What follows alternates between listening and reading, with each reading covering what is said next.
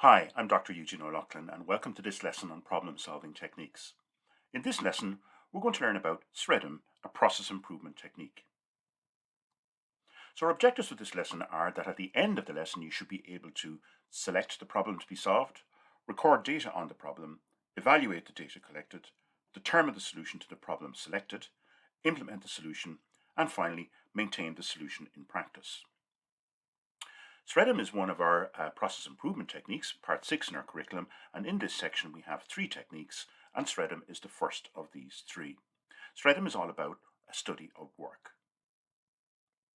So at the beginning of each lesson we have our inspiring quote, this time one from Helmut Schmidt, who's the former Chancellor of Germany, and he once said, "The biggest room in the world is the room for improvement." So there's always room for improvement, or so we say. Here we are concentrating on process improvement. So if something is not working well, or that you want it to work better, you have to look at a structured technique like SREDIM in order to make the improvement. So straight away, let's figure out what the letters SREDIM stand for. Select is select the problem to be solved. R for record, data on the problem. E for evaluate the data collected. D is for determine and sometimes develop the solution to the problem selected. I is for implement the solution. And M is for to maintain the solution. So when do we use SREDIM? Well, we use it quite a lot in things like inconsistent quality in products and services. Or what about when there's poor operation planning? As we see a little bit later on, it's used quite a lot in health and safety regulations, either being ignored or not understood. What about if we've queues and bottlenecks? How do we improve that and how do we make a change there? If there's a high rate of product returns, clearly something's not working properly, or if there are high levels of employee stress and or fatigue. So a process improvement technique like SREDIM will be very, very useful. So the first thing to do is select. S stands for select, and we want to select the problem to be to solve. The most important thing to remember here is that you and your team select only one problem. Other problems should be dealt with by a separate SREDIM process or by another team. So it's important to just concentrate on a single problem. Identifying a problem is a difficult thing to do, so be careful not to look only at the symptoms of the problem, but to concentrate on stating what the problem is.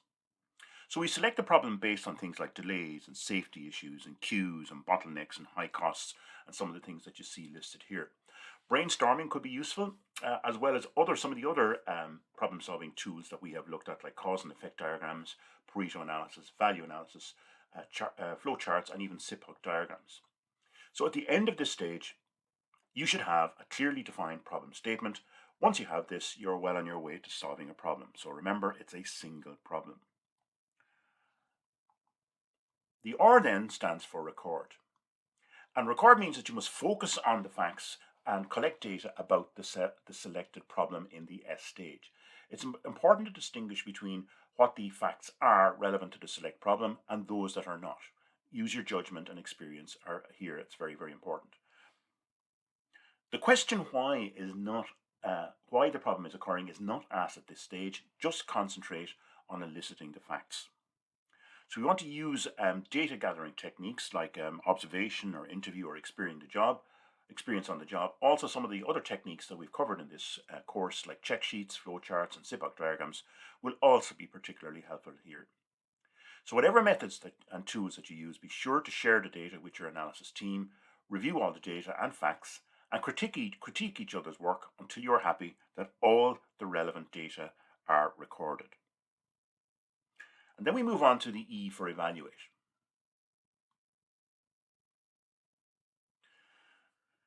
Here's a list of questions here that we might ask at this stage. What we want to do in evaluate is to analyze the problem stated in the select stage using the facts and data gathered in the record stage. So this is the third stage we're on now. So the purpose of the evaluate stage is to examine the true reasons underlying the problem that we have identified that needs to be solved. The question why is central now. You should critique all information gathered and be rigorous in your analysis.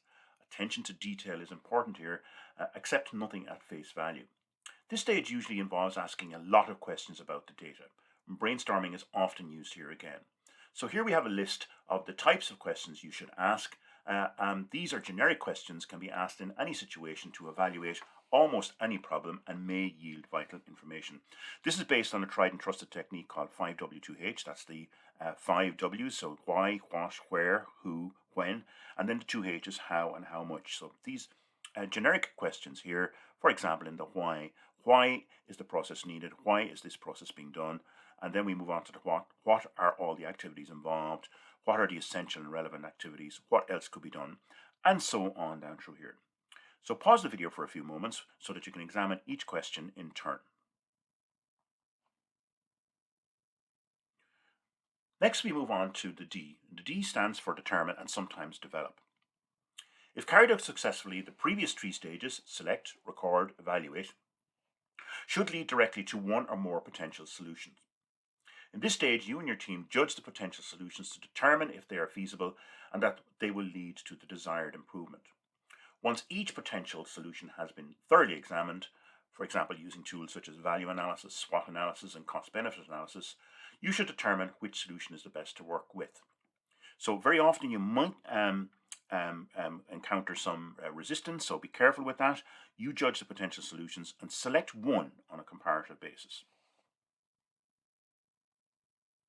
The I in SREDIM stands for implement and sometimes install. So as a result of following the SREDIM process improvement methodology, the point is eventually reached when the agreed solution is ready to be implemented. In the implement stage, the solution chosen in the determine stage is implemented. You mightn't be involved directly in this stage here, but be careful that it will require a very detailed project plan and a budget. So if you're not the project manager, you will have to work very, very closely with the project management here. Risk management is also something that you should take account of. It's vital to ensure that the implementation does not fail. And also a full training program should be considered for the new process, but bear in mind that this will be difficult to create as the new process is not yet fully implemented until the implement stage is complete. The final stage is the maintain stage. And in maintain, this is where the implemented solution is maintained in the real world.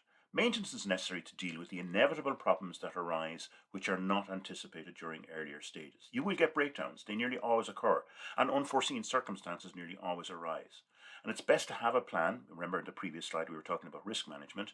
It's best to have a plan in place to deal with such events. New processes inevitably will have teething problems, and it's best to have adequate resources available during the early stages of running the new process. So as a problem solver, you should learn from these problems and review all the failures when they occur. Formal reviews should be held at regular intervals to check how the new process is working. So, previous tools that we looked at, like radar charts, a very useful problem solving technique, can be useful here to monitor and compare performance over time. The maintain stage is also sometimes referred to as the monitor stage, but we use the term maintain here. So let's take a look at an example. The example we're going to focus on here is job safety analysis, also known as health and safety in my country, Ireland.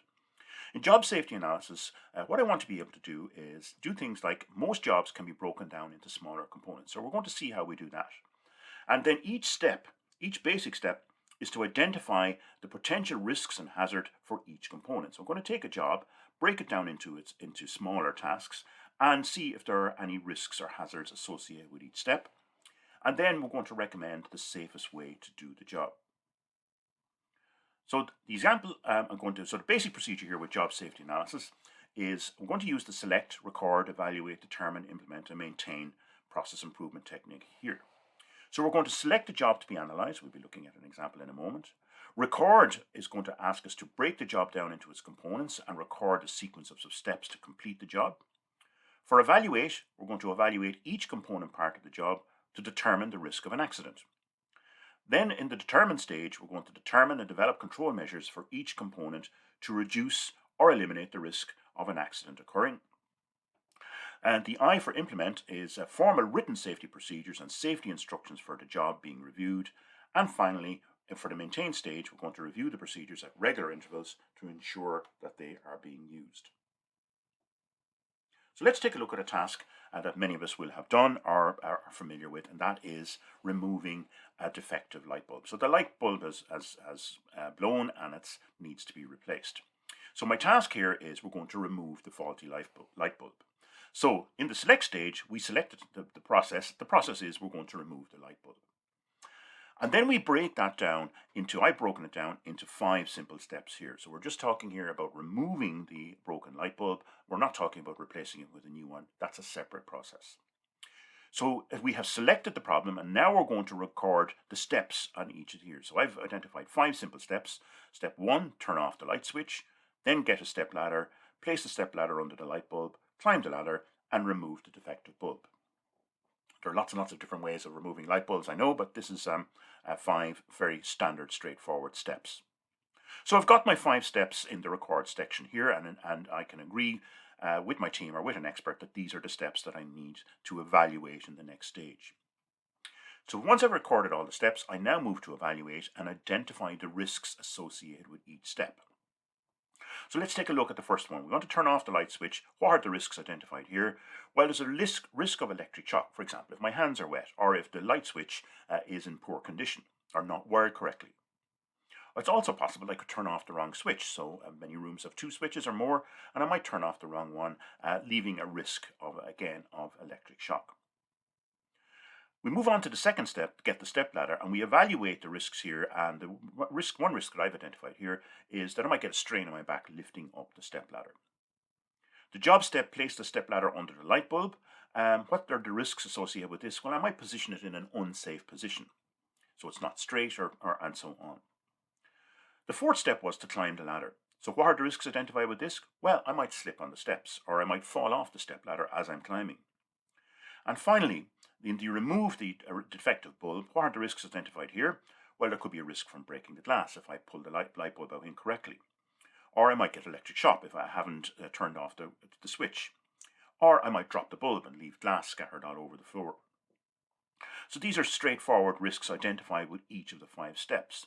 And that's what we do in the evaluate. So note here that I'm proceeding in sequence. So once I've evaluated all of the steps in the record stage, I'm now ready to move on to the determine stage. So let's go through these again here to explain what's going on. So in my first job, turn off the light switch, I identified 2 risks, a risk of electric shock and risk of turning off the wrong switch. So my safety precautions here is that I must ensure that the light switch is in the off position, so I would check for that, and if necessary, disconnect the appropriate fuse, and that will eliminate the risk of electric shock. The second step, get the step ladder and a strain to my back. I would determine that I would carry the step ladder according to load-bearing guidelines and get help if needed. The third step, place a step ladder under the light bulb. We identified a risk that it's in an unsafe position. So we determine the safety precaution here is that we ensure the step ladder is placed in a stable position under the bulb. And then we adjust until the safest position is achieved. The fourth step, climb the ladder. We identified 2 risks here, slipping on the steps and falling off the ladder. The safety precautions here that we have determined are that we should slowly climb the step ladder 1 step at a time, and also that we should hold on to the sides of the step ladder. And the final step, remove the defective bulb. We identified 3 risks: breaking glass, electric shock, and drop the bulb. In the determine stage, for the safety precautions in response to these risks are, we must check first if the bulb is a bayonet or a screw type, so that we can then remove it slowly, taking care not to hold the bulb too tight and hold it carefully. So even though this is an everyday task, I think you can see here by using the SREDIM process improvement technique to identify the safety precautions will then lead us to the implement and maintain stage. So we implement the safety procedures and maintain them in the real world. So by following this step-by-step technique, we can do a simple task like remove a light bulb in a safe way. So in the job safety analysis, we've broken the job down, we've recorded the steps, evaluated the risks, and determined the safety precautions, so that then we can come along and implement this as a solution and maintain it so that the procedures for removing a light bulb safely are followed at all times. So we're going to get in the assignment that follows this lesson, we're going to get you to do a similar task that many people will have done, and that's changing the wheel of a car. So here we're going to use the SREDIM process improvement technique here to select, record, evaluate, determine, and implement and maintain the solutions. So we're going to follow these steps here. More about this in the assignment in the next section. So in summary, SREDIM is an analysis of ways of doing work. And it really, really works best. I haven't really stressed this so far, that you follow the procedure here, that you first of all select the problem to be resolved. Once that's done, record data on the problem. Don't ask the question why at this stage. Once that's done, come along and evaluate the data collected. Then the question why is important. Once you've evaluated everything, determine the solution or solutions to the problem selected. Implement the solution, and then finally maintain the solution in practice. So if you approach the process improvement in this way, you have a structured technique for solving most problems, the problem of process improvement. So that's SREDIM process improvement. I hope you found this lecture useful. Thank you for your attention.